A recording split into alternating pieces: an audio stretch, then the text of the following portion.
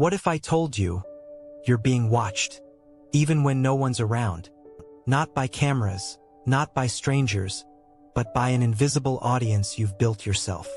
Every photo you post, every thought you share, every story you upload, it's like standing under a soft but constant spotlight. You may not see the crowd, but deep down you know they're there. And that feeling changes everything about how you act, how you think, and even who you become. Ever noticed how, before posting something online, you start rehearsing in your head how others might see it? You tweak a sentence, delete a line, change the angle of a photo, all to make sure it feels right. But what does right even mean anymore? At some point, we stopped sharing moments to remember them and started performing them to be seen.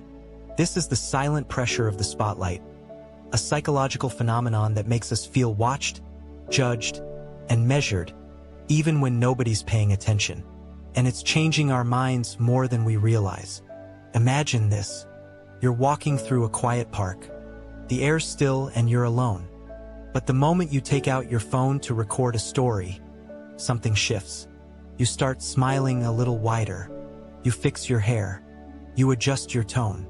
Now you're not just in the park, you're on stage. That invisible shift from being to performing is one of the strangest transformations of our time. Psychologists call it the imaginary audience, the sense that others are constantly observing, evaluating, or judging us. It's common in adolescence when our identities are forming, but in the age of social media, it never really leaves. Because the audience isn't imaginary anymore. It's real, and it's everywhere. Even when we're offline, our minds stay online. You might think, no one's really watching me, but your brain doesn't buy it. It's been trained post by post, like by like, to anticipate attention. You start curating your thoughts, not for clarity, but for reaction. And slowly, your private world becomes public in design, even when no one sees it. But here's the paradox. The more we try to control how others see us, the less we actually see ourselves. It's like standing under a bright light. The glare makes everything around you fade. In trying to be visible, we become invisible to ourselves. We live in a world where every moment can be turned into content. A sunrise isn't just a sunrise. It's a potential post. A dinner isn't just a meal. It's a story draft. A feeling isn't just felt. It's crafted into a caption. We've merged the experience of living with the performance of being seen. And in the process, something subtle but profound happens. Our sense of authenticity begins to erode. Think about it. When was the last time you did something meaningful without thinking about how it might look online? When was the last time you laughed or cried or created something without imagining how it might be received? Social media didn't invent our need for validation, but it amplified it to infinity. It made our social mirrors permanent. And now, even when we're alone, we act as if we're still under the gaze of others.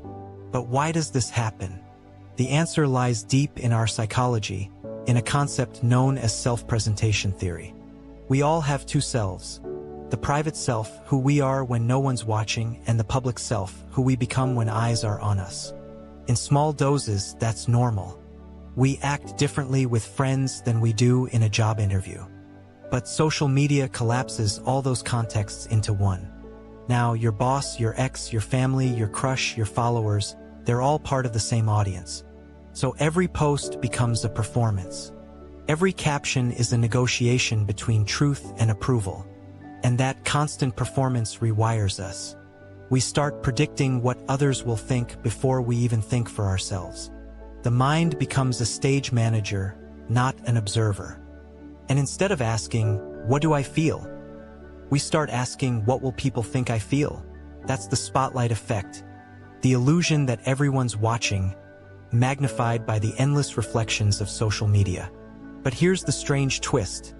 Most people aren't actually watching you. They're too busy wondering if you're watching them. Everyone's under their own spotlight.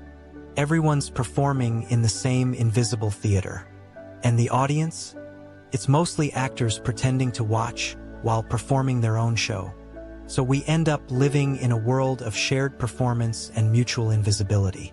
Everyone's seen, but no one's truly known. Everyone's visible, but no one feels seen. It's an emotional paradox, one that leaves us both connected and deeply alone.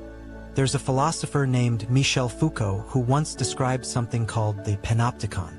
It was a prison design where a single guard could watch every prisoner from a central tower, but the prisoners could never tell when they were being watched. So they began to behave as if they were always being watched. They internalized the observer, and in doing so, they became their own jailers. That's social media in a nutshell. We've built our own digital panopticon, not with walls and guards, but with screens and algorithms. And the watchtower? It's us. We've become both the observer and the observed. Here's the most unsettling part. The fear of not being seen can be just as powerful as the fear of being seen. When our posts don't get attention, when the spotlight fades, it feels like we've disappeared. It's not just rejection, it's invisibility. And for a social creature, invisibility can feel unbearable. So we perform again, hoping to be noticed, liked, validated, just to feel real. But what if the solution isn't escaping the spotlight, but learning how to step in and out of it consciously? What if being seen isn't the problem? It's forgetting who we are when no one's looking.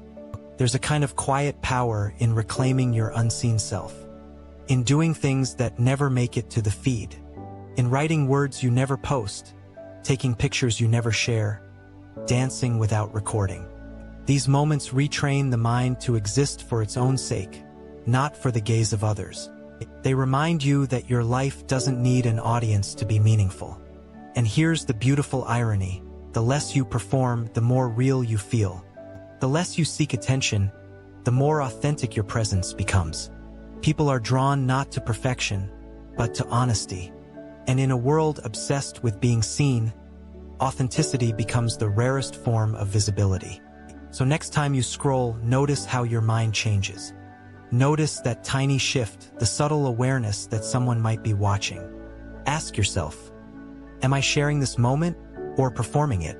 Am I living for the experience or curating it for others? There's no judgment, only awareness.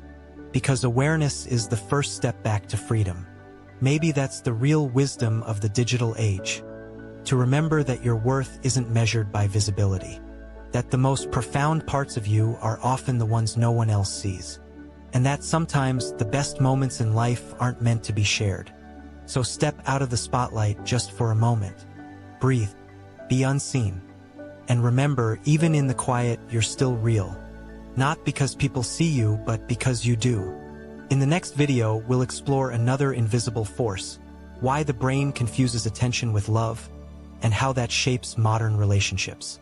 If you found this eye-opening, subscribe for more calm, reflective tales of the mind.